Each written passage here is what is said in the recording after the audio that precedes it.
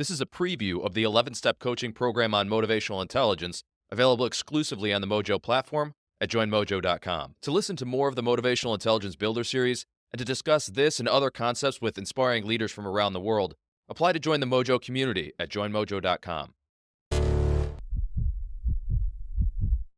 Welcome to the Motivational Intelligence Builder series. This is a series of 11 builder meetings designed to help you embrace a new way to look at the world, modeled after the thoughts, beliefs, and convictions shared by the most successful people throughout history. Inside the sessions that follow, you'll experience how world-renowned executive coach Joe Gianni has personally coached top executives, world-class performers, and self-made millionaires to build the life they wanted. These people have all achieved monumental success using the concepts and frameworks that follow. I cannot emphasize to you enough how much I wish I had this before I met Joe. With each step, you'll listen to one of our foundational Mojo Mentality coaching sessions and complete the corresponding exercise. This process will provide you both with a lens through which to see the world and a framework through which to level up your life, career, and success. You will generate massive breakthroughs in your thinking and gain a renewed sense of clarity each time you complete this process. You'll see around corners, identify new opportunities, and ratchet up your results again and again. To progress through the series, you'll listen to each of the following coaching sessions, which are 30 to 60 minutes in length. After each session, you'll complete a simple exercise and discuss the session with your team or accountability group.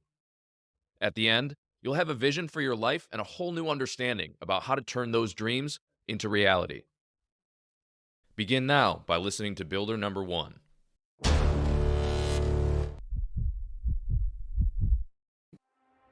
And the more I studied it, the more I began to see that that was the overwhelming commonality of the most successful people that I ever met. And just the empowerment of the conversations, how it just really motivates you. You don't come across people that impact you that way. Because a lot of people could say to me, oh yeah, no, I get it. But yet they really don't get it. This, if you really lean into it, can be life-changing. Mojo's is part of our DNA and what we do during team meetings. And I just looked at Randy like, oh my God. I feel like that's made a lot of impact in my direct report's life because they're not afraid to talk to me. But I started to see what this gentleman said in the podcast. And I was like, it was just kind of surreal because it was almost like he foreshadowed what I was going to be up against that point. They would come in every week and ask me, Paul, how far would you like to get? That's when I told them 105%. And they laughed. And I said, no, 105% is where I'm going to be. I think that concept is one that everybody can buy into, and saying that I can improve 1% from yesterday. An unstoppable state of mind that enables you and I to achieve everything that we want out of our professional and our personal life.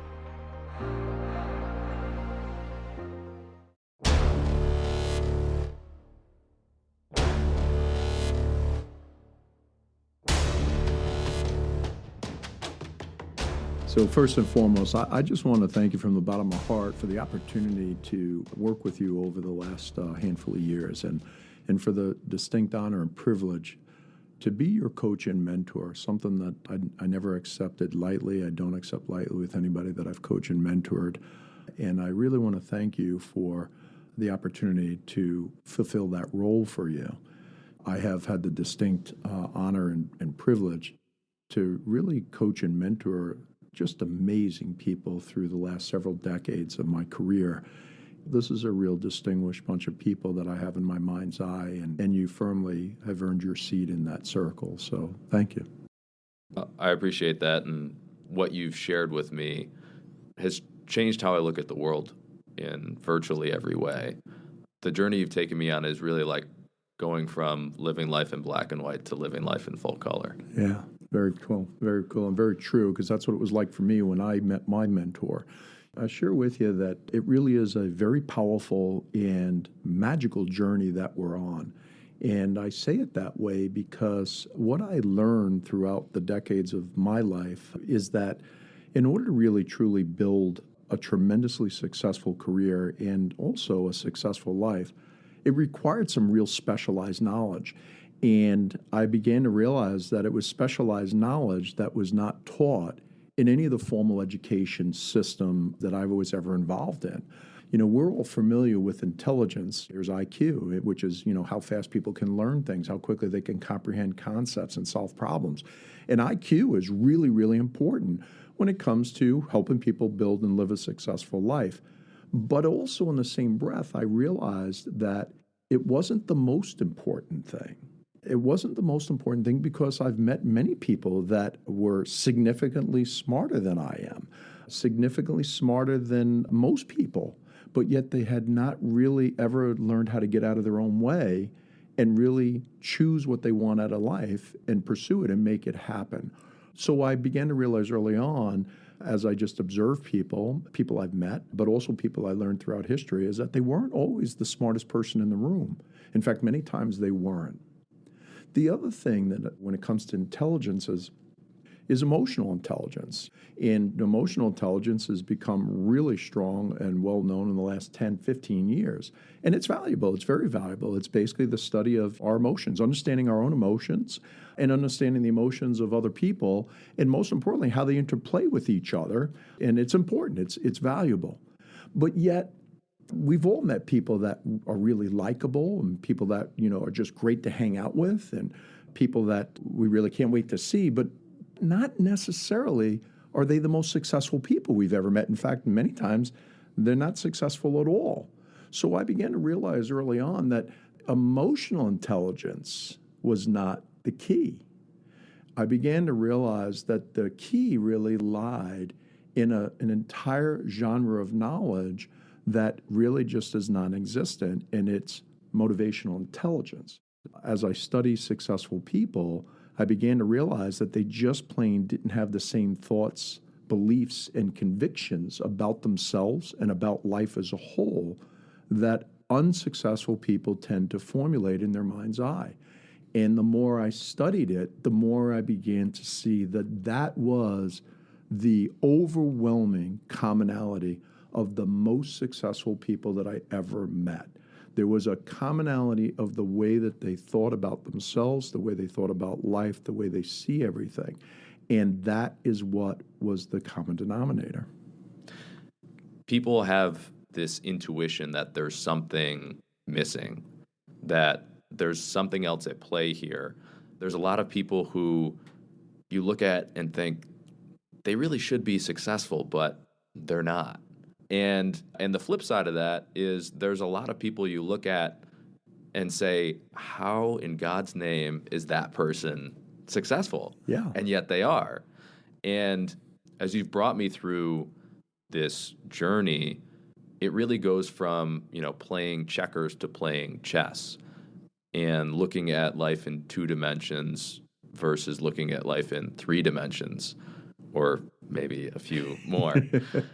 But it really is going from checkers to chess in that when you learn this, you almost aren't playing the same game as everybody else. Yeah, you actually, when you learn this, you no longer play the same game that 95 to 98% of the people you ever meet play. And I don't mean that at all in a condescending way or an egotistical way at all. I mean it in just terms of being a real student and a lover of people, really watching people and watching them really get locked up or be locked up or live locked up as opposed to really living free, really having their mojo on and really making life happen the way they want to happen. And, in the journey, I also realized as I began to coach and mentor people that once I began to identify the fact that there was certain mental chiropractic adjustments that I needed to make in their thinking, meaning their beliefs and their convictions, I began to realize how tricky and difficult this could be and would be if I just simply tried to point it out. I used to try to point it out in the early stages, and I want to assure you that didn't work. In fact, it did not even get really kind reactions from people, even people that I cared about, and they cared about me. They were letting me help them, but it was not effective. So I've learned along the way that the power of this specialized knowledge, it can't necessarily be told in the early stages. It has to be revealed to the individual. And that's why I say it is a magical and unique journey that I was taken on by my mentor and that you've allowed me to take you on. And I'm really, really, really excited about continuing that path and sharing that path? Yeah, it definitely is something that gets revealed in dialogue, and it gets revealed over time in conversation, because it's something that you more and more kind of start to see it at work and at play, and certain points in time, things just kind of click.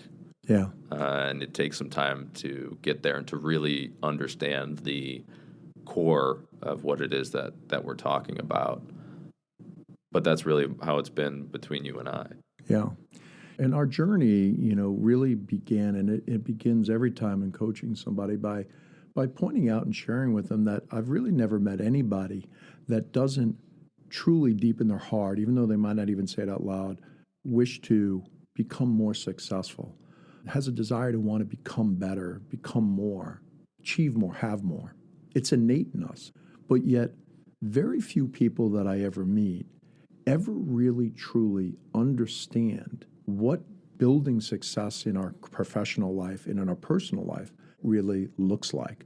What are really the core ingredients to achieving success in life? And so I begin our journey today by asking you, what do you think most people really think about when it comes to wanting to become more successful?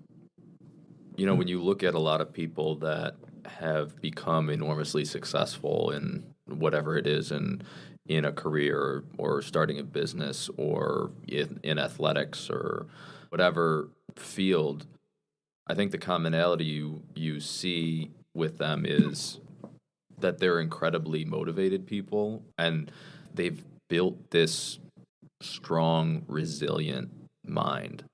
And that's been more of a factor than really anything else. You see it when you look at great athletes. Michael Jordan was like that. Kobe even had a name for it with the Mamba mentality. Yeah. But you see it in people like Serena Williams. You see it in people like Oprah. You see it in people like Steve Jobs. It's kind of all over the board. Bill Gates. Yep. But when you look at all of those people, they were just determined, and they had this really strong will and strong mind to get where they wanted to go and get the things in life that they wanted to have or accomplish. Yeah, you're exactly right. In the world of sports, they use it a lot. He or she had their mojo on. And I obviously couldn't agree more. That's exactly what it is. You hear it all the time, they lost their mojo. Oh, they got their mojo. Well, we even ourselves, we say, oh, man, I got it all firing. I'm firing all cylinders, man. I got my mojo on. It's a common expression.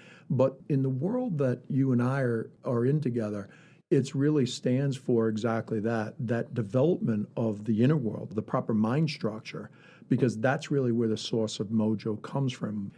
I've always coached and developed people that way and spoke to them about mojo because that's really truly what I discovered early in my journey, that it was about helping to understand that there are certain beliefs and convictions and thinking that people who rise and become massively successful, they have a different drum that they beat to. And it is a powerful drum that virtually enables them to really go and live life the way they want to live it. What do you think when I say that? It's certainly something that you feel when you have. I know everybody's been in that state where they feel unstoppable. They feel like everything they touch turns to gold. They're just on a roll. They're in the zone, whatever you want to call it.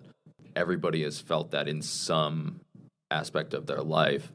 I think what's remained elusive for most people, and until you and I met, definitely for myself, is I have no idea how that happened or why that happened or how to stay there or how to get it back. Yeah. And I remember even being in that state at times and really thinking about why. Yeah. And I couldn't figure it out because I didn't have the vocabulary. I didn't have the kind of background education to really understand it.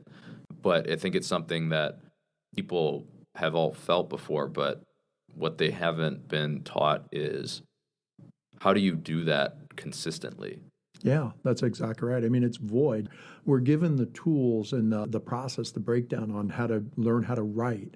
We're given in the formal education system the step-by-step way to really master these different schooling abilities from reading and writing and arithmetic. But the reality is that we're never, ever really taught how to build the most powerful, most important thing of all, which is how to build ourselves. How to build ourselves and to reach our full potential so that we really can have and do and achieve what it is that we really want in life.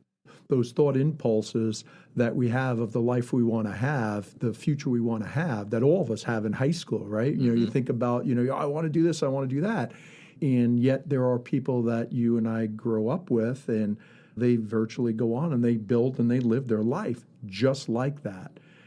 I grew up with someone who became famous, a lifelong friend of mine, and I watched that happen. And it didn't happen because of being in the right place at the right time. It happened because of who they were, who they became, their internal mindset, which, I'll talk about more but in the future. But it's a difference in that thinking. And it's very different than the way most people are taught or stumble upon thinking about their life and their future and the success that they want to have. What do most people really think when it comes to success? How do they really think it comes about?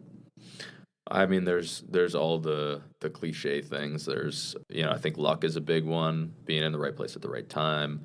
It's not what you know, it's who you know. I think natural ability is another one where some people are good at that. I'm just not. Right. All that kind of thinking. Yeah, right? all that kind of thinking that people use as crutches. Yeah. But when you step back and you start to really look at people who are successful, it starts by first really understanding the definition of success. I mean, who defines success for you or for me? The reality is nobody does other than you or me.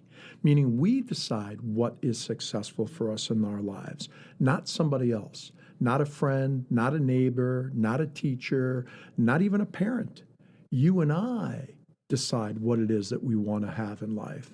And the only measurement of our success is not compared to anybody else and what they want out of life, but the understanding of our ability to truly embrace that concept. The concept that says, I choose what I want out of life. The only benchmark or measurement, therefore, is whether or not I'm living that, whether or not I'm accomplishing that, whether or not I'm checking those things off as I journey through life. And that is completely juxtaposed to the way that most people going through their careers and in their personal lives go through life. They do not understand that. I mean, it'd be like watching a football game where there's no goals to defend or to accomplish, or to achieve. How do you know who wins the game? So it all starts with the understanding that we are the makers and the shapers and the creators of our destiny, our future. That chance is not, that randomness is not, that someone else telling us what it should be and what it shouldn't be is not. We choose, we decide. And all great people, all people that have achieved greatness in their life, that's what and how they've built their life. It's true, isn't it? Yeah. They very much embody, this is who I am, this is what I want, and this is what it's going to be. And nobody's going to tell them opposite of that. Nobody's going to tell them, period. Yeah. See, throughout history, when you and I stop and you really look and you study successful people, in formal education, we study about a lot of people, from Christopher Columbus to Mother Teresa to business people, all the different greats, inventors like Thomas Edison. We study all these people and we showcase their accomplishments. That's what we study, the dates that their benchmarks of success happened or what it is that they accomplished. But what we fail to study in the formal education system is who these men and women had to become as individuals in order to make those things happen in their life. Yeah, everything you look at history or even look at the modern media landscape, and everything looks like an overnight success. Right. Everything looks like, they just, whip this together. And it's funny because if you actually look at the interviews with those people, they laugh. Yeah. They'll laugh at that absolutely. concept. I was an instant success. It just took 10 years. Yeah, exactly. of pain. Yeah. and challenges and overcoming setbacks, right? Yeah, exactly. Yeah. The best example is the late great inventor, Thomas Edison. And I always use him because, everybody's familiar with him. Everybody's familiar with his inventions, or at least some of them. Everybody knows that he obviously created the incandescent light bulb, but a lot of people may or may not realize he created the first car battery. He created the curling iron. He created cement, phonograph, movie pictures. I mean, these are all things that this individual created. You see, what I want you and I to realize and never forget is that Edison beat to a different drum. Edison understood that he was the creator, that he had the power to envision what it is that he wanted to do, what he wanted to accomplish, what he wanted to create, and then stay in that place of mind until it became reality. Edison didn't have the incandescent light bulb or the curling iron or cement sitting on the kitchen table saying, oh, geez, I think I'll make these, That's not how it happened.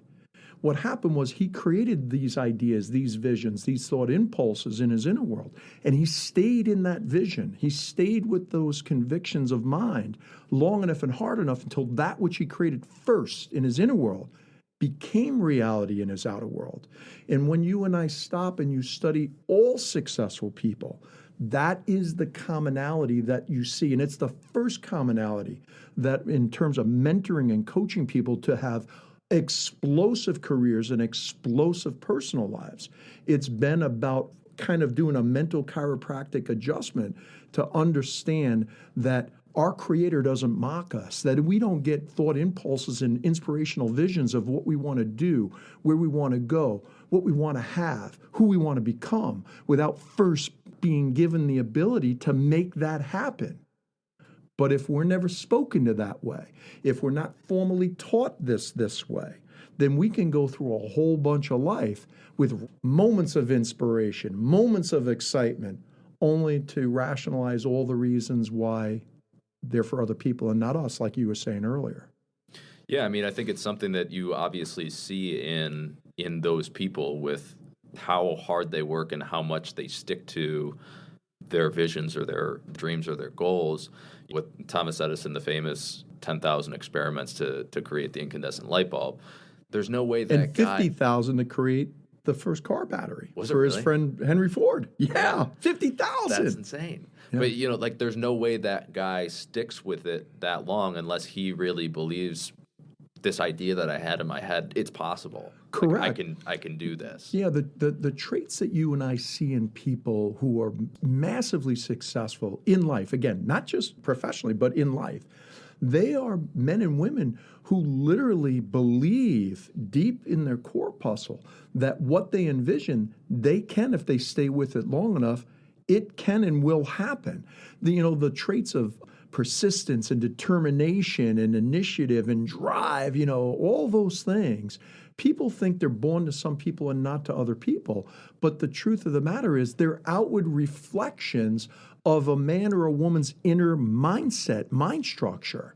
But again, if we're never taught these things, how do we then go ahead and build and set goals and achieve what it is that we want in life if we're never even given the beginnings of that user's manual to this great thing of, called me?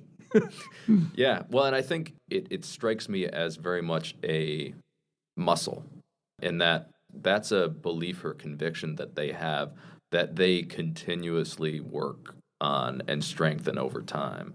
It's not something that some people are born with and not others. They embed it in themselves. They think like that every day, and they strengthen that mental muscle to really embody and believe that. Yeah, that's exactly right. That is the underpinnings of Mojo. And you and I as adults will see people in and out of life. We meet them every week, every month, every year in our lives. All of us do, where, they just seem like they got it all firing. They're positive, they're happy, and they're resilient, and they're doing it and living life, their careers and their personal life exactly the way they want them to. And yet other people that are just all locked up and they can't seem to get out of their own way. And you are correct. It is because they've not evolved that mental muscle, if you will. They've not developed that mind structure that ultimately enables them to truly become unstoppable with the life that they want to have. That's something that once you see it, you can't unsee it. Exactly. You see it everywhere. Exactly. You see it in magazine profiles of business leaders. You see it in interviews with athletes after games. You see it everywhere. Everywhere. It's like it's hiding in plain sight. And the travesty, I like that, hiding in plain sight, because it is. It is hiding in plain sight, but unless our eyes are trained to see it, we can go through decades, we can go through an entire lifetime and never really understand the magnificent gift that we have. See, every one of us has been given this magnificent gift, and that gift is called life. But the very essence of that gift is your and my power to create, meaning dogs can't create, orangutans can't create, but you and I as human beings, we have the power to create.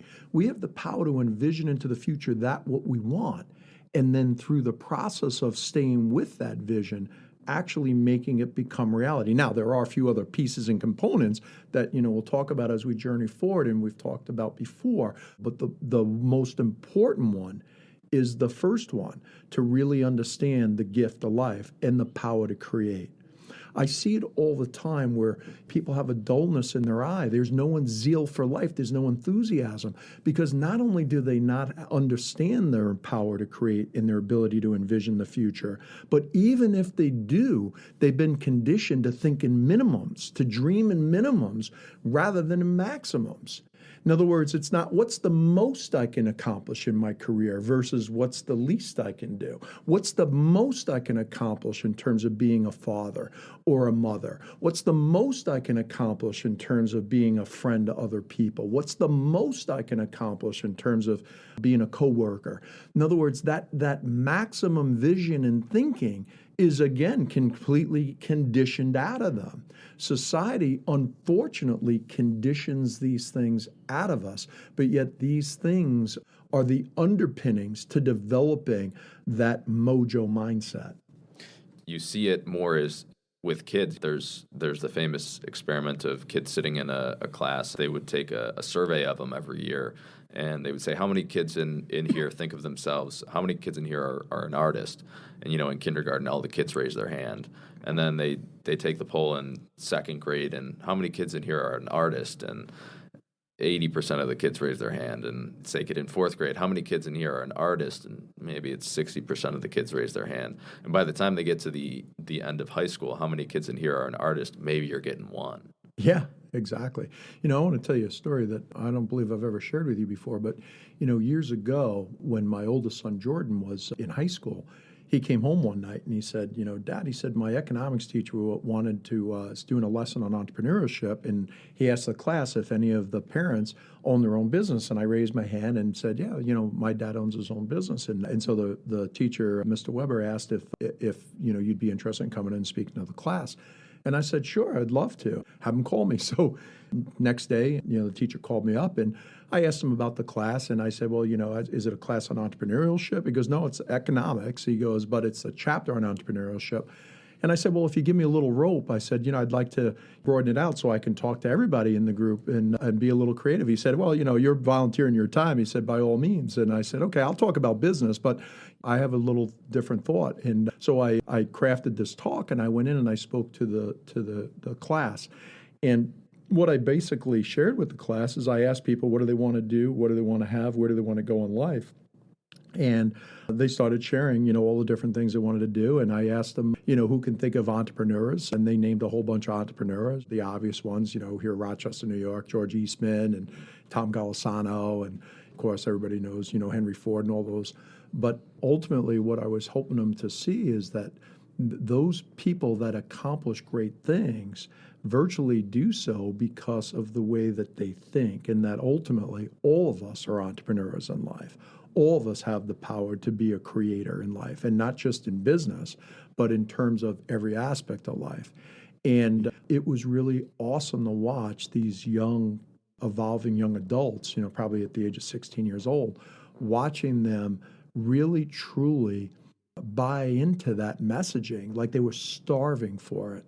And it was interesting because basically my message for that 45-minute chat with them was that whatever you envision, whatever you imagine for your career and for your life, you have the ability to make that happen. And that night I was sitting at the dinner table and I sheepishly said to my son, hey, how did everything go? Because the teacher had asked me to speak to 3 of his classes. So I spoke to 3 different classes, not just my own son's class. And he said, Dad, he goes, it was good. He goes, it was really helpful. He goes, everybody liked it. He goes, it was kind of got a little strange. I go, what do you mean? He goes, I had kids running down the hallway, running up to me and saying, oh my gosh, I met your dad and he changed my life. And it was pretty overwhelming to him, I could tell, and I just simply said to him, I said, well, son, I said, Dad didn't change their lives. I said, the message changed their lives. I said, Dad spoke to a part of them that is inside of all of us, the part that wants to come out, the part that wants to grow, the part that wants to really become all that we can become. And when you and I talk to that level of the inner language of the soul, I call it, when you and I speak to people at that level, it awakens them. And that's really what you witness. Now, it was a little heavy for a 16-year-old, but he kind of understood what I was saying there. Yeah, definitely. I think it does. It wakes something up in people that a lot of times they didn't realize they have. Yeah. Or they forget that they had. Yeah. So for our conversation today, it's really about understanding Mojo as a mindset. It's an organized mindset. It's really about understanding that a lot of that mindset we've not been taught. The common college, high school graduation talks you and I know, they're all the same, right? Yes, go now, achieve your goals, chase your dreams. But, where the heck did they really teach us about that? Yeah. Did they really teach us any of that? The answer 99.9% of the time, and the answer is what? No. It's that body of information that's void. It truly is void. Think about, what if I were able to promise you and anybody else that were to sit and be coached and mentored this way, that there really was a body of knowledge that really was able to give you, me, and them everything that they wanted in their life? What would it be worth? It'd be worth everything. It'd be worth everything, right? It'd be priceless. Well, what I want to share with you is, and I have shared with you before, is that is exactly what our conversations have been about. And firsthand. Yeah, absolutely have. It's profound in terms of the insight and the sequencing of our journey together. And it is truly a travesty that we're not formally taught this. And yet every single career that I've ever helped ignite and move forward with, starting with my own, from my mentor, which I'll talk about, in the future.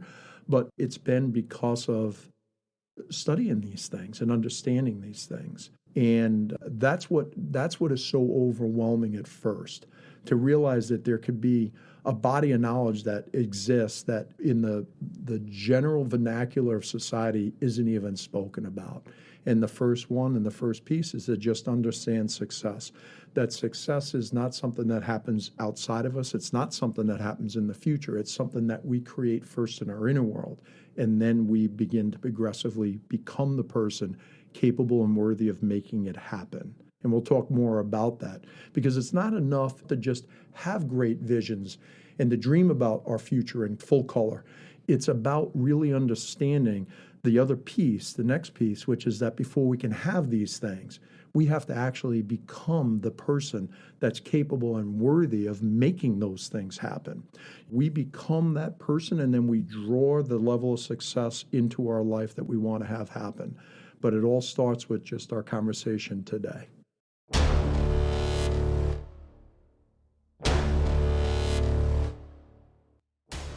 Thanks for listening today. This is your coach, Joe Gianni, and it is my distinct pleasure and honor to share this Mojo moment with you. In fact, after each lesson, I'd like to take just a moment to speak directly to you about the lesson that you just completed.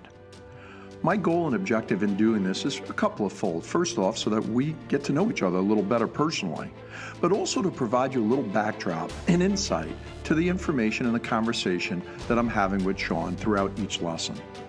This first lesson was really dedicated to welcome you to the Mojo world of Mojo learning.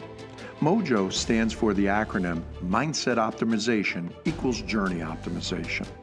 And it is a development process that myself and my dynamic team pioneered over 30 years ago. Basically, what Mojo learning is all about and based upon was a hypothesis that we started with based on the mentoring that I had, which is that people don't embrace ideas they don't refine strategies and develop their skill sets until they first have the proper belief about themselves, about their potential, and about their self-efficacy.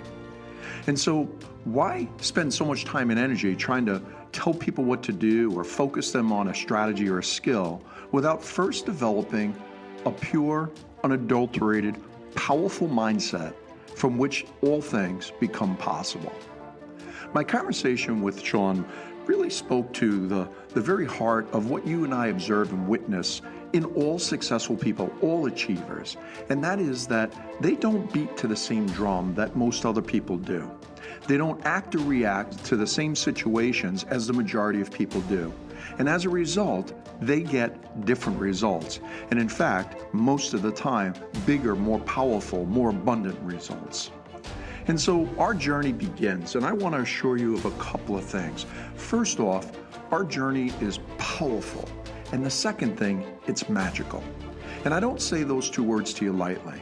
It's powerful because it focuses on helping you to develop the proper mind structure that will unlock you and enable you to achieve everything that you want out of your career and out of your personal life.